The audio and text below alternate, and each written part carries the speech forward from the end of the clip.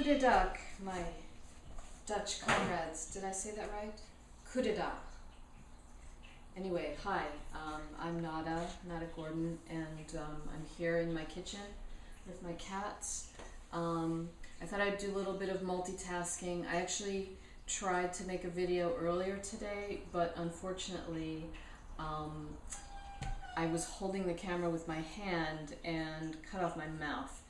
It's a really, really beautiful time here in New York, and the leaves are gorgeous. The campus at Pratt Institute where I work is gorgeous, but unfortunately my video was not gorgeous. So I hope that you will bear with me as I do my evening chores and talk a little bit about Flarf and the lyric. Well, where do I begin? I guess when I came of age in poetry, the lyric subject was kind of a whipping girl. And I've always felt divided about that. On the one hand, I liked that because there was something so kind of smarmy and self-satisfied and exaggeratedly, self-glorifyingly sensitive about what was passing for lyric in school and in the academy, and I couldn't bear it. But at the same time, I also didn't totally relate to the kind of really rigorous hardline language poetry that was happening around me either. And I sort of felt like that lyric subject was getting lost in the rhetoric of it, and in the sort of the finer points of the dogma. So she was the whipping girl, this lyrical subject, and I guess on one hand I feel like Flarf continues that critique of the lyrical subject in many ways, just partly by being snarky and partly by creating lyrical voices out of shards and out of borrowed language and collage. But I think at the same time, Flarf kind of carries the torch for poetry. I mean, whereas a lot of conceptual writing, I've had discussions with Kenny Goldsmith where, he's just really down on poetry. That's the sound of my cat peeing right now. Kenny Goldsmith says that he's really down on poetry. I think most of the Flarf poets feel quite opposite to that, and in fact, we're sort of dedicated to saving it, to keeping it alive. Even maybe alive isn't the right word. I mean, let's imagine this whipping girl, this lyrical subject, is abused practically to death, and I think that what we did was to allow her to sort of revive as a kind of a zombie. Sort of a zombie clown. And honestly, I have found that to be sort of my survival persona. I mean, this world is a complete fucking mess. I'm moved by the activism and optimism that I see. I think it's right. But there's something in me that remains not suspicious of it, but suspicious of the ability of the human race to pull itself out of this hole that is dug for itself. And that's Nemo going crazy in the other room. So, Flarf grew out of this sense of complete absurdity, and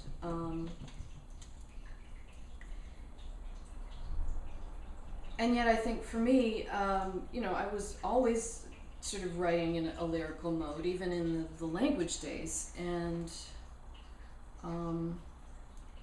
I think Flarf sort of enabled that to continue happening in a way that was still, for me, formally interesting. I don't know if it's formally interesting to other people, but I can't really care about that. I don't think that poets should care about that.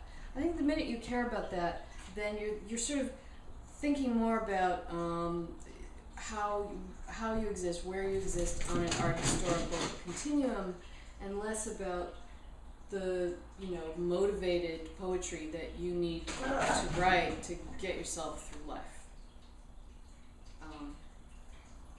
So I'm not getting much done in my kitchen, am I? But let me just continue my thought here. I think that quite possibly when I say lyric, I don't quite mean what is normally meant by lyric. I definitely don't mean, as I mentioned, something kind of precious and self-important, with this sort of mantle of super sensitivity and poet's privilege. Although there's an element of that, but it's like there's a desire to be that kind of poet, but also a recognition that it's not really a viable way to be. So how can you be that way and still exist in this completely fucked up world for which lyric poetry, which has little use for lyric poetry, except as a survival technique for a few weirdos.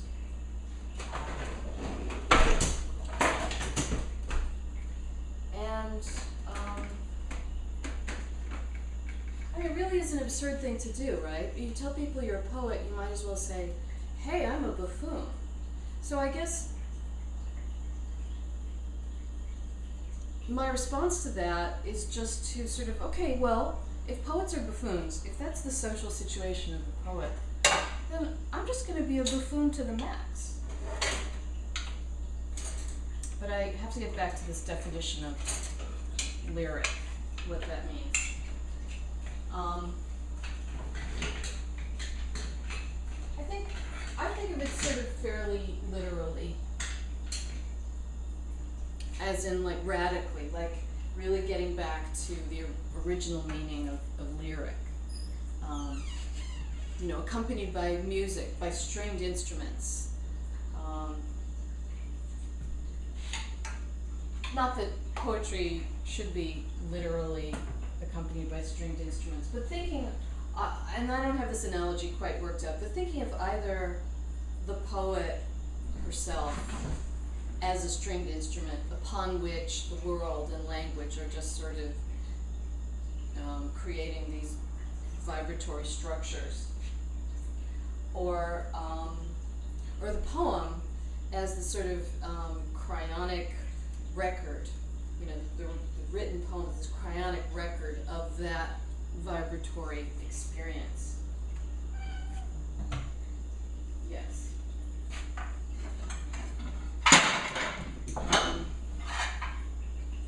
I was having a discussion with Dana Ward about it, email correspondence, about what it is to be lyric in this zeitgeist. And it's a really interesting discussion, actually. But then, the more we thought about it, the more we thought that, well, maybe we're just talking about poetry, and it's not like lyric poetry per se.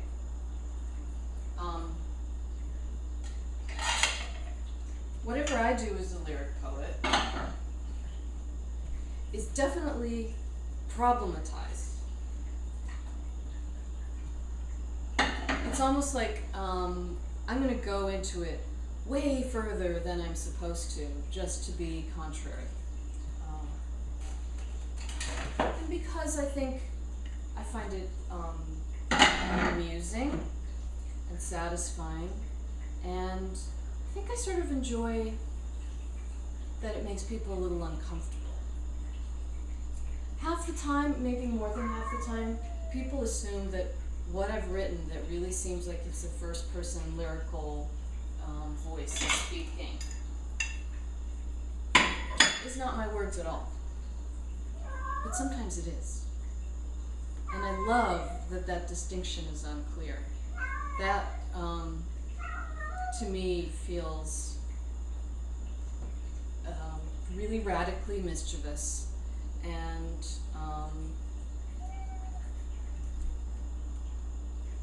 also kind of pathos laden.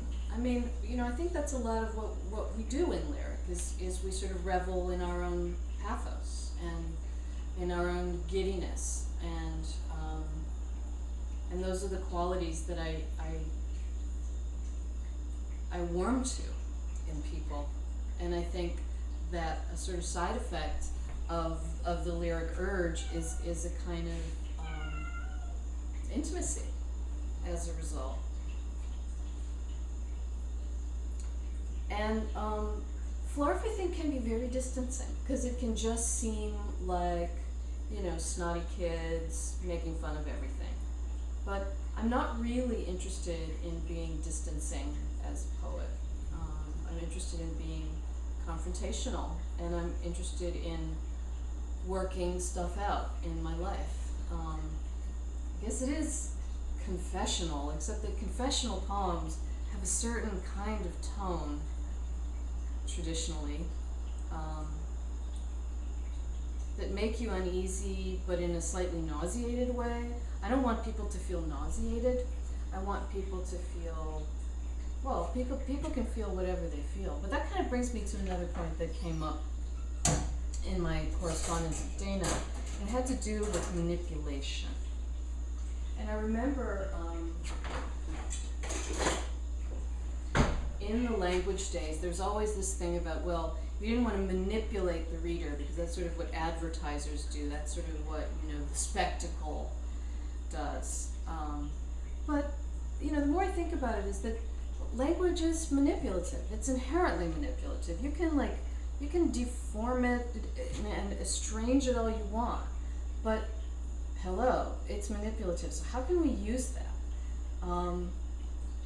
How can we use that to like manipulate ourselves out of thought patterns, or manipulate ourselves out of moods or into other kinds of moods?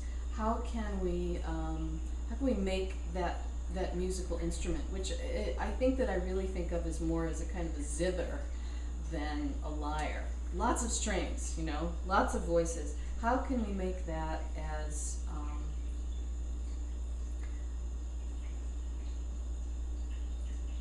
thrilling, unexpected, hilarious, and pathetic as possible? I think that that's the challenge.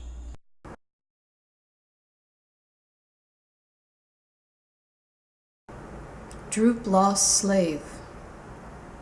I just got these sorrow pants on, as an ASCII kitten in the lasso of tiresome attachment, a fever inside the easy pawn coconut of social parody, so that I want to go again to the beach. Oh, daisy of gory insouciance, give me some compliments, for I am prettier than that girl with insufficient space between nose and upper lip. Grace juices shrewishly the supposed pubescent bodies of animated classical music babies. I'm not really into things fading or the bendability of mind-boggling progress. It's profoundly colorectal fluid tossing. The Jewish bride circles her husband 7 times to show she will protect him while he reads books. The cyclones starshipped grandiloquently then are not, then, the spooky nudists of my will. Problems shall surely jingle, silenced by the shabbiness of unwooded rejections, inferring their pierogi from what is quickly Einsteinian by shamble. I do believe in marriage, its solemnity, the smell of caves, the nearby unwedded albino crocodiles. Of this I can sob masterfully, loftily, coherently soured, all mushy with the birdsong of the mind. She, Rachel, asked why I have to write love poems, and what about ideas? But isn't love an idea? The idea? Deliciousnessing? First, the cessation of estrus, then its waxy, tortuous crystals forming homes around dependent young or surrogate dependent young such as Nemo and Dante, sebaceous watercolor hopes stewed in a non-exempt golden junk, an ungual kinescope swooshing in a metaphorically barebacked toughness. How to routinely badger myself in the unfrosted careerism of thrum. My husband's junk, harmfully collapsible, my husband's birthday filled with the sweetish dreamings of polysynthetic mythicized dogs, incurvate as kismet, uninstructively meaningful, leathered by mistakes, tensely deep-seated. I give myself fair warning, free of him, free of her, swallows wings around a looming breast. Why want what one wants? Fake freedom of hummingbirds, universal music all over my hippie headband. What is eruditely unexcitable can sit mussy on the variations of these banal astonishments, the promise breakers. Eternal reproach of rotated to soaked. Eternal reproach of aromatic rust-colored bodies. Eternal reproach of quintillionths of fear images. Medications are not dogfights. Eternal reproach of auric blathering lustfully quantifiable truth serums, uncivilly that I am. Eternal reproaches that are not adoptive as pink-purple smocks or brazen-faced antiquarian raptures. We should tileize the doors as unassailably unstirred ghostfish, the ghost in the apartment, shells of shapes, shells of sounds, shells of smells. Non-columned, it is inexpressible, and it quilts the petty cactus of doubtful imaginings, its enchanted runch. Eternal reproach of these non-modern verse sardonyx. They slaver on the looming irreality of the señorita, smashed as from Ashika or Hajj or Sinyas. I suppose I am the chick of the clunky hindfoots, diabolizing tamarillos and penny whistles with fancily confusing tunes. I do believe in marriage, its amaranthine blubber. What can you hydraulically have? There is a thorn tree, India, like a truth serum. How not to fear images of soapy bodies' riddles. We should tileize the doors. Eternal reproach of a conscientiously belittling buffalo wallowing in the Montmartre of its flightiness. It is Sumatran by finiteness, marriage, I mean. The oddballs of ringleader whining. Her feet smelling in those rubber boots as she waits for the lip gloss. Patchily, again, I have the cactus of imagining polymerizing the psychotropic seed time of a plain polarized organza, the high-tech viridity of self-loving, the bird-hipped dinosaurs of marriage. We manfully research our skin. A hollow pianissimo, marriage's iridescent spare ribs, precedently retroflexed, the mysterious chatter of the lions, tired of men and their alphabets. He wallows in the grandest blind spot, chalk, fracture, web-like, tight. The mesmerizer is not punitively crimson. We were stone-like and licensed as retrievable doves, puckishly justifying vermilion, songs as gadgets in the cool midnight. The sub-treasuries of our minds husked heavenwards as hollow pianissimos. I was the cloven-footed schoolmarm, many-chambered droop-lost slave, unswayed by the will of those off-putting bodies, their ordinariness and lustfully quantifiable bunts. Final rule. Can you actually have the maladjusted rhinal pup? Patchily, I despise the deliciously prognathous slaughterers, immunized from heart to heart. This womanly motorized scholastic body. It is a kind of vaginitis of the mind. We should tileize the doors and grapple, notwithstanding. Snail-like, they were psychotropic. Indeed, there is a kind of thorn tree India in them, in this nearsighted, doubtful opinion.